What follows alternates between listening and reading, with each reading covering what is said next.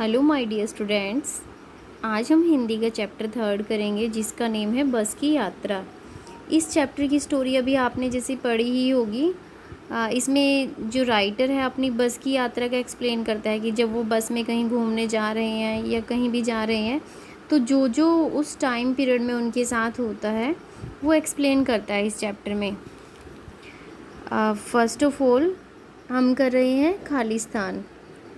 सविनय अवज्ञा आंदोलन महात्मा गांधी के नेतृत्व में सन डैश में हुआ। टाइम पीरियड बताना है आपने 1930 में, मतलब 1930 में हुआ।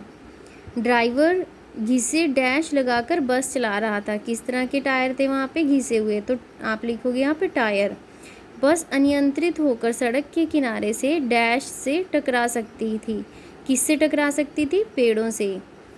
नेक्स्ट, खिड़कियों के कांच पूरे डैश के साथ हिलने लगे, पूरे शोर के साथ हिलने लगे। नेक्स्ट है कारण बताओ। मैंने उस कंपनी के हिस्सेदार की तरफ पहली बार श्रद्धा भाव से देखा। अब आप यहाँ पे एक्सप्लेन करोगे कि लेखक के मन में हिस्सेदार साहब के लिए श्रद्धा क्यों जाग गई। आंसर है, लेखक के मन में कंपनी के हिस्सेदार साहब के लिए इसलिए श्रद्धा जाग गई क्योंकि आप नंबर 1, कंपनी का हिस्सेदार थोड़े से पैसों के लिए अपनी तथा यात्रियों की जान की परवाह नहीं कर रहा था।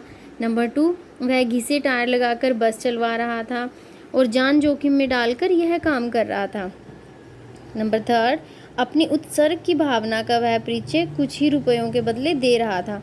मतलब सिर्फ पैसे के लिए वह दूसरों की जान के साथ खिलवाड़ कर रहा था। नेक्स्ट पॉइंट है, उसकी साहस और बलिदान की भावनाओं को देखते हुए उन्हें किसी क्रांतिकारी आंदोलन का नेता होना चाहिए था। नेक्स्ट क्वेश्चन, लोगों ने सलाह दी कि समझदार आदमी इस शाम वाली बस में सफ़र नहीं करते। लोगों ने यह सलाह क्यों दी? आंसर है, लोगों ने लेखक को यह सलाह इसलिए दी क्योंकि वे बस की दयनीय दशा से भली भांति परिचित थे। उन्हें यह भी पता था कि यह बस कहाँ ख़राब हो जाए कुछ नहीं कहा जा सकता था इस बारे में, क्योंकि बस की कंडीशन इतनी ख़राब थी कि कुछ भी हो सकता था। यात्रा बीच में ही रुककर सारी रात कहीं और भी बितानी पड़ सकती थी। इसके बारे में कुछ कहा नहीं जा सकता है। नेक्स्ट क्वेश्चन है, ऐसा जैसे सारी बस ही इंजन है, हम इंजन के भीतर बैठे हैं, लेखक को ऐसा क्यों लगा? आंसर है, लेखक को ऐसा इसलिए लगा क्योंकि स्टार्ट होने पर बस के इंजन में ही कंपन होना चाहिए था, पर यहाँ तो सारी बस ही बुरी तरह से खड़खड़ करती हुई हिलने लगी। पूरी बस में बहुत तेज़ी से कंपन होने लगा। खिड़कियों के कांच पूरे शोर के साथ हिलने लगे। लेखक की सीट भी इस कंपन के साथ कांप रही थी। इससे लेखक तथा उसके साथी भी हिलने लगे। इसलिए लेखक को ऐसा लगा कि सारी बस ही एक इंजन की तरह है। नेक्स्ट है, गजब हो गया, ऐसी बस अपने आप ही चलती है। लेखक को यह सुनकर हैरानी क्यों हुई? आंसर है, ऐसी बस अपने आप चलती है, यह बात सुनकर लेखक को हैरानी हुई क्योंकि वह सोच रहा था कि ऐसी खटारा बस चलने के योग्य तो है ही नहीं। उसकी जो कंडीशन है, जो जर्जर अवस्था है, यह देखकर विश्वास ही नहीं कर पा रहा था कि वह बस बिना धक्का दिए चलती होगी। पर कंपनी का भागीदारी से अपने आप ही चलने की बात कर रहा था, तो यह सुनकर लेखक हैरान हो गया। नेक्स्ट है, मैं हर पेड़ को अपना दुश्मन समझ रहा था।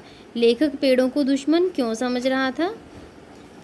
आंसर है, लेखक पेड़ों को अपना दुश्मन इसलिए समझ रहा था क्योंकि बस के एक एक पुर्जे खराब हो रहे थे और बस बार बार रुक रही थी। बस से उसका विश्वास उठता जा रहा था। उसे लग रहा था कि बस के ब्रेक फेल हो सकती है, स्टीयरिंग टूट सकता है या बस अनियंत्रित होकर सड़क के किनारे के पेड़ों से टकरा सकती है। सो स्टूडेंट्स, आप ये क्वेश्चन आंसर्स लर्न करोगे।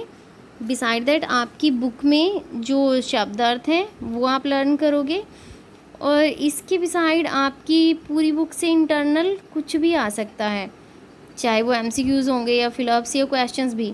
इसलिए बेटर होगा अपने चैप्टर को बुक में से अच्छे से रीडिंग करें।